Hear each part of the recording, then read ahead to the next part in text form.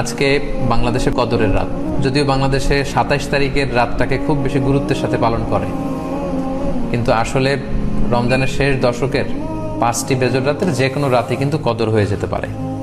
তাই বুদ্ধিমান মুমিনের কাজ হচ্ছে 5টি বেজর রাতের প্রতিটি রাতেই সমানভাবে সমান গুরুত্বের সাথে ইবাদত করে যাওয়া, তাহলে কিন্তু কদর আর মিস হবে না। আল্লাহ রাসূল সাল্লাল্লাহু আলাইহি সাল্লাম বলেছেন, মান হুরিমা খাইরাহা ফাকাদ হুরিম। যে ব্যক্তি এই কদরের বরকত মাহাত্ম্য থেকে বঞ্চিত হলো, সে আসলেই বঞ্চিত হলো। কারণ পুরো রমাদানের মূল আকর্ষণ হচ্ছে এই কদরকে ঘিরেই সবকিছু।